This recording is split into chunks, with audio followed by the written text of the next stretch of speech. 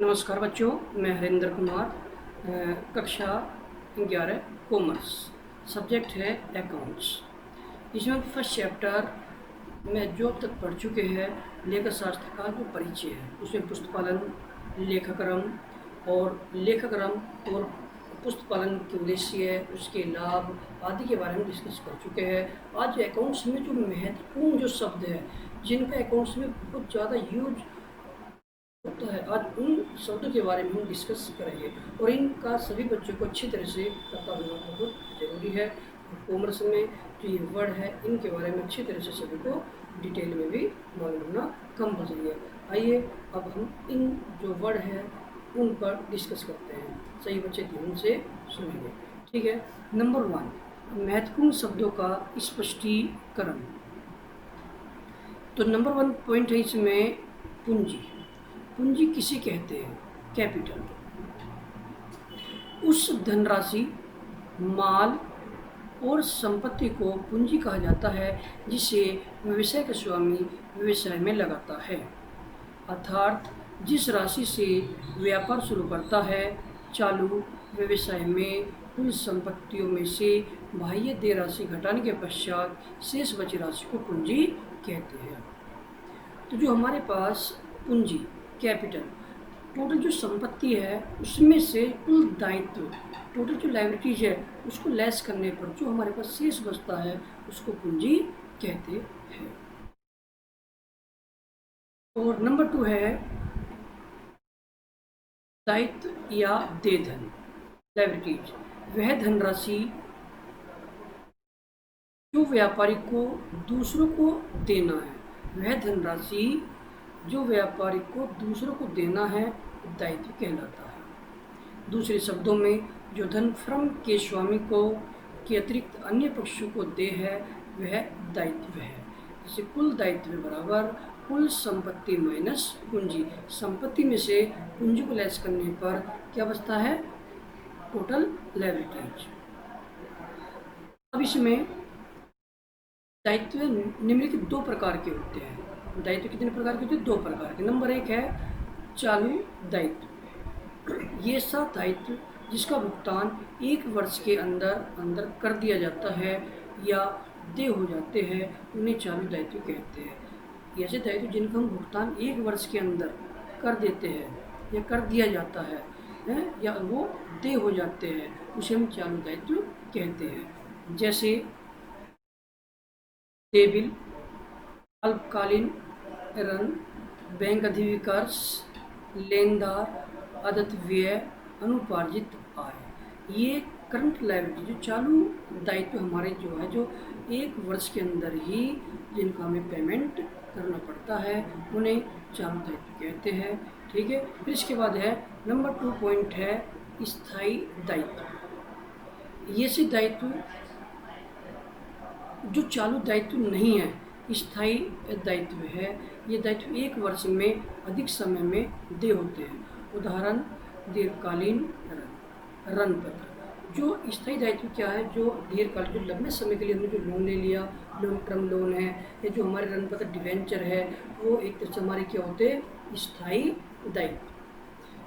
फिर इसके बाद है नंबर 3 पॉइंट है संपत्ति। तो जो हमारी एसेट, संपत्ति क्या है?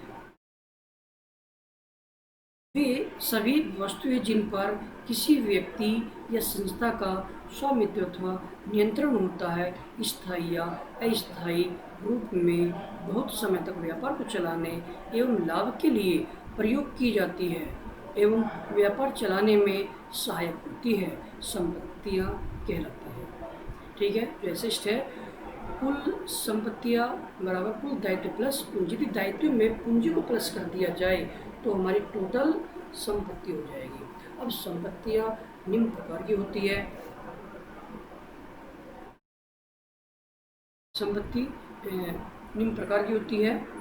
नंबर 1 इसमें स्थायी संपत्ति है। ये ऐसी संपत्ति जो व्यवसाय को चलाने के उद्देश्य से क्रय की जाती है। ऐसी जो संपत्ति जो व्यापार को चलाने के उद्देश्य से की जाती है, पुनः विक्रय हेतु नहीं, स्थायी संपत्ति कहलाती है। इनकी उपयोगिताएं दीर्घकालीन होती है। जैसे एग्जाम्पल के तौर पर भूमि,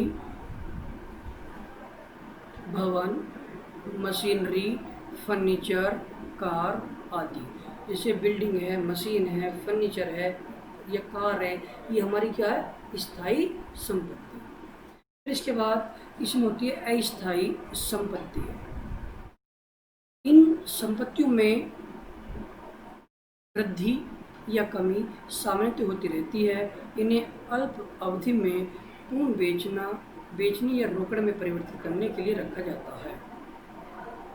जो ऐसी संपत्ति होती है जो वृद्धि या कमी सामान्यतः होती रहती है और अल्प अवधि में उन्हें बेचने या रोकड़ में परिवर्तित करने के लिए रखा जाता है, उन्हें अस्थायी संपत्तियाँ कहते हैं। जैसे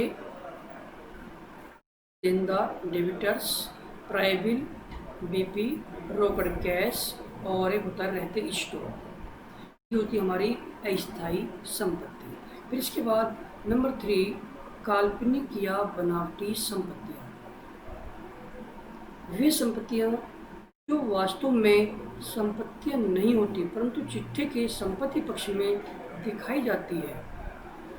वे संपत्ति जो वास्तव में संपत्तियाँ नहीं होती परंतु चिट्ठे के संपत्ति पक्ष में दिखलाई जाती है, इनमें वे सभी व्यय सम्मिलित किए जाते हैं जो इतने अधिक होते हैं कि उनकी संपूर्ण राशि एक वर्ष के लाभ हानि खाते में हस्तांतरित नहीं की जाती, जैसे प्रारंभिक व्यय। तो प्रारंभिक व्यय काल्पनिक या बनावटी संपत्ति है जो वास्तविक संपत्ति नहीं होती और चिट्ठे के संपत्ति पक्ष में इसको दिखलाया जाता है। ठीक है बच्चों, अगले प्रश्न पर चलते हैं। फिर इसके बाद है अदृश्य संपत्ति।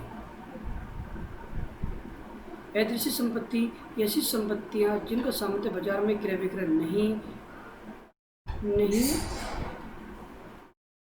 नहीं होता, अदृश्य संपत्ति कहलाती है। जैसे ख्याति। तरल संपत्तियां ऐसी संपत्ति जो रोकड़ में आसानी से परिवर्तित हो जाती है, तरल संपत्ति कहलाती है। जैसे बैंक खाता, प्राइबिल और विविध देनदार आदि। नंबर 4 है आगम। व्यापारिक लेन देन के कारण व्यापार की पूंजी में जो वृद्धि होती है वह आगम कहलाती है। वस्तुओं और सेवाओं के विक्रय के उपरांत आगम होती है, इसमें संपत्ति वृद्धि होती है। उदाहरण विक्रय से प्राप्त राशि, कमीशन प्राप्ति आदि। फिर इसके बाद है व्यय एक्सपेंसेस। आय की संपत्ति के लिए प्रयुक्त वस्तुओं और सेवाओं की लागत व्यय कहलाती है। व्यय के परिणाम स्वरूप व्यापार की पूंजी में कमी होती है। वेजिस, भाड़ा, वेतन, डाक व्यय आदि व्यय के उदाहरण हैं। जो हमारे खर्चे, जैसे मजदूरी, किसी को मजदूरी दे दी, भाड़ा दे दिया या किसी को वेतन दिया, सैलरी दिया या डाक व्यय है, पोस्टेज एक्सपेंसेज है, ये आदि हमारे क्या होते हैं? एक्सपेंसेज, खर्चे होते हैं। फिर इसके बाद है आगम। रेवेन्यू और आय, इनकम, दोनों भिन्न भिन्न शब्द हैं। माल जिस मूल्य पर बेचा जाता है वह आगम। जिस मूल्य पर माल को बेचा जाता है उसे क्या बोलते हैं? आगम। बेचे गए माल की लागत को व्यय कहते हैं। जो माल को बेचने में जो खर्च होगा, जो लागत आएगी उसको क्या बोलते हैं? व्यय।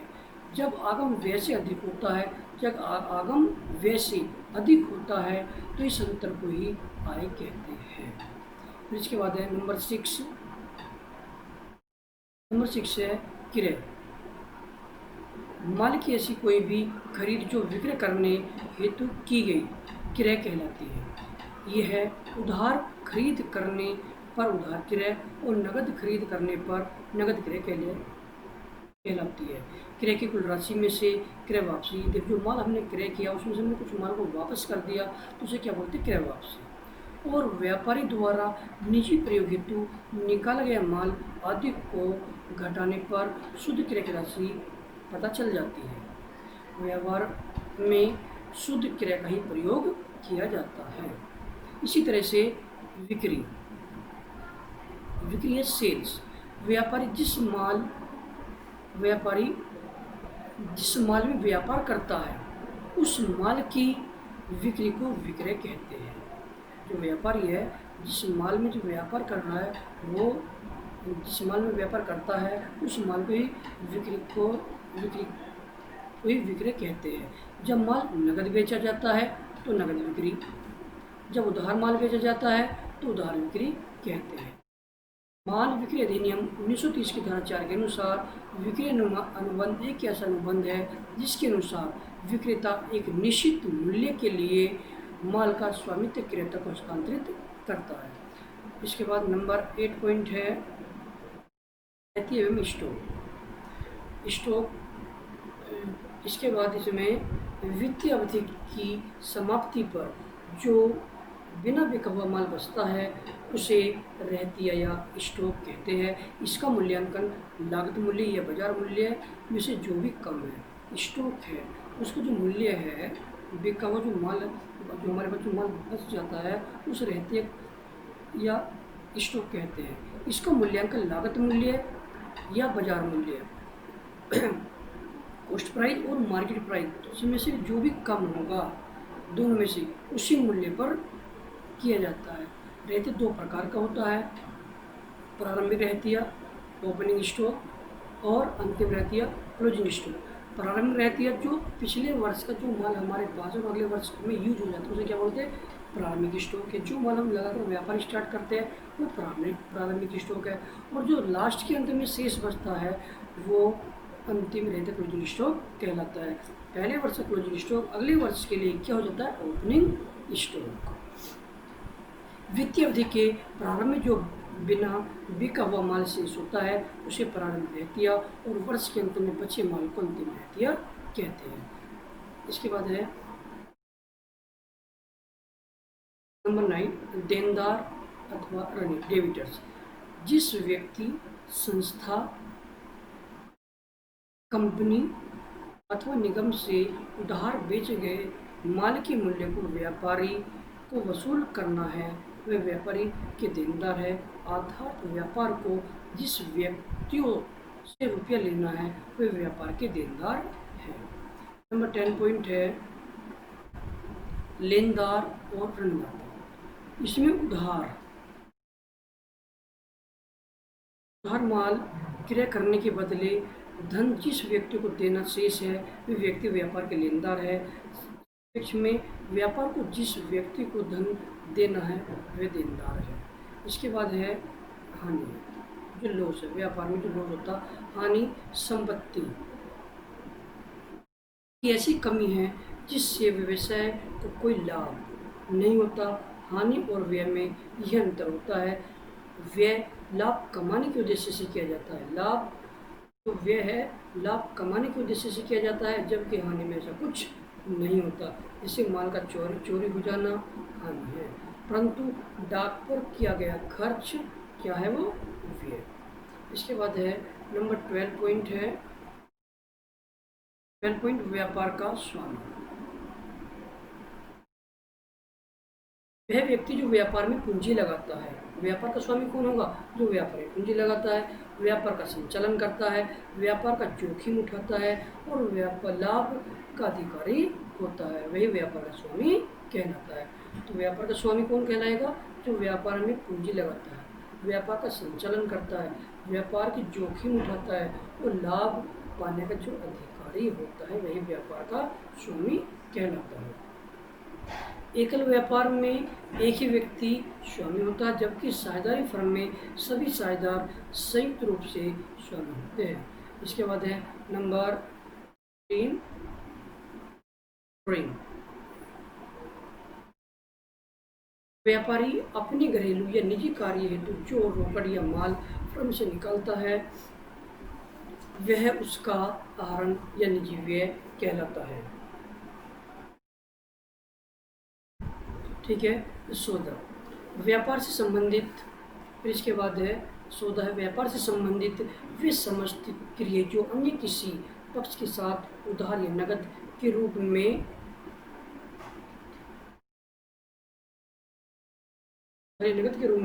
होती है, लेन देन या व्यवहार अथवा सौदा कहलाती है। माल अथवा अन्य वस्तुओं का क्रय विक्रय, सेवाएं प्राप्त करना या देना आदि सभी सौदे है। प्रत्येक सौदे का पुस्तक में लेखा करना अनिवार्य है, चाहे वह सौदा बड़ा हो या छोटा।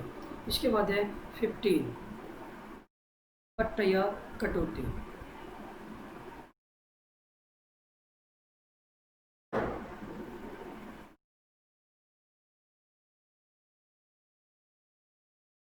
बट या कटौती, कभी कभी व्यापारी अपने ग्राहकों से माल का पूरा मूल्य न लेकर कुछ मूल्य छोड़ देता है।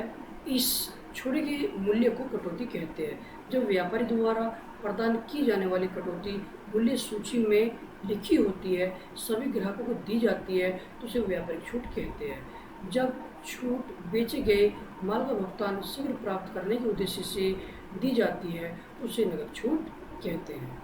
एक तो व्यापारिक छूट जो ग्राहकों को उनका मूल्य उस पर दी जाती है, और जो छूट बेचे गए माल का भुगतान शीघ्र प्राप्त करने से पर भी दी जाती है, उसे नकद छूट कहते हैं। नंबर 16 लेखा या प्रविष्टि एंट्री। प्रत्येक सौदे का पुस्तपालन के नियमों को सिद्धांतों के अनुसार लेखे की प्रारंभिक पुस्तकों में लिखा जाता है। इस प्रक्रिया को लेखा या प्रविष्टि कहते हैं। प्रमाणक, जब माल का क्रय विक्रय या रोकड़ का लेन देन किया जाता है, जब माल का क्रय विक्रय या रोकड़ का लेन देन किया जाता है, तो उसको प्रमाणित करने के लिए जो प्रपत्र तैयार किए जाते हैं उन्हें प्रमाणित कहते हैं। पर लास्ट पॉइंट है इसमें 18 पॉइंट, अप्राप्य या अशुद्ध ऋण, जब होते बैड डेब्ट्स। जब उधार बेचे गए माल या उधार दिए गए धन की राशि वसूल नहीं होती, हमने माल उधार बेच दिया या हमने किसी को उधार कोई धन दिया और धन उसकी वसूली नहीं होती, तो वसूल न होने वाली राशि ही अप्राप्य या अशुद्ध ऋण कहलाती है। आज इस टॉपिक में यहीं तक, और आगे जो टॉपिक हम अगली वीडियो में लेकर उपस्थित होंगे, और सही बच्चे यहाँ तक अच्छी तरह से इसको रीडिंग करना है, और इस जो भी क्वेश्चन बनते हैं उनको ध्यानपूर्वक रहना है। Thank you.